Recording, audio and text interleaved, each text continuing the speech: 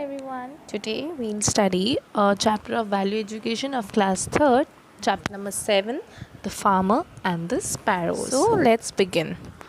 Ram Singh was a farmer. He worked from dawn to dusk in his field.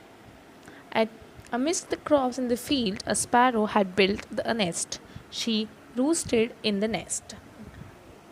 Ram Singh एक किसान था.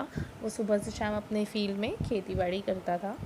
उसके crops के बीच में, जो उसकी फसल थी उसके खेत के बीच में, वहाँ पे एक स्पैरो ने एक घोंसला बना लिया था.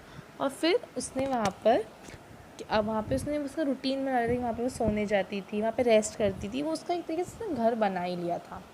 She got 2 children. उसके वहाँ पे फिर 2 छोटे बेबी हुए. The little sparrows lived with their mothers happily. Their mother happily. तो उसके जो छोटे छोटे बेबीज थे दोनों, वो उसकी मम्मी के साथ बहुत अच्छे से खुशी खुशी रहते थे.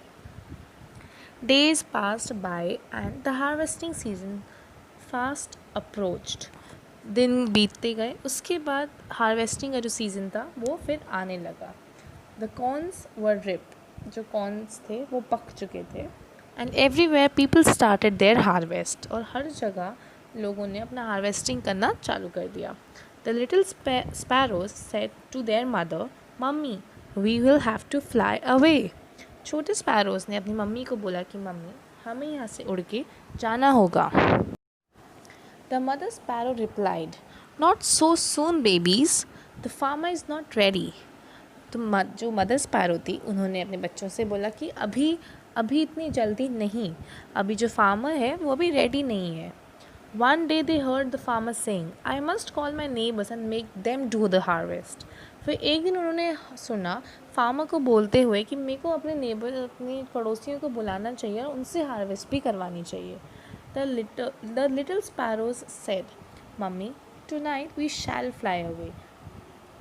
The mother said, no not so soon babies, the farmer won't make it. जो छोटे स्पैरोज थे उन्होंने अपनी मम्मी से बोला कि आज हमें उड़ जाना चाहिए. पर उनकी मम्मी ने बोला कि अभी इतनी जल्दी नहीं, जो फार्मर है वो अभी नहीं उसकी जो फसल है वो काटेगा. The words of the mother came true. The neighbours did not turn up the next day.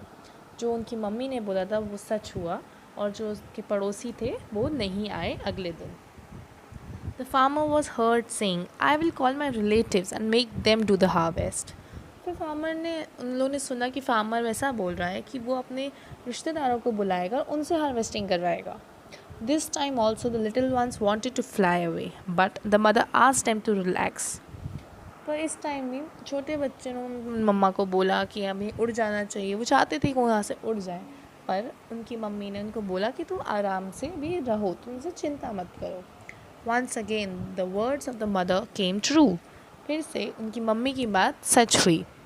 Now they heard the farmers saying, tomorrow I will do the harvest myself. On hearing these words, the mother said, come my children, it is time for us to leave this field. फिर उन्होंने farmer को ये बोलते हुए सुना कि कल वो खुद इसकी हार्वेस्टिंग करेगा. ये बात सुन के उनकी मम्मी ने उनसे बोला कि चलो मेरे बच्चों, अब यहाँ से इस जगह को हमारे छोड़ने का टाइम आ गया है.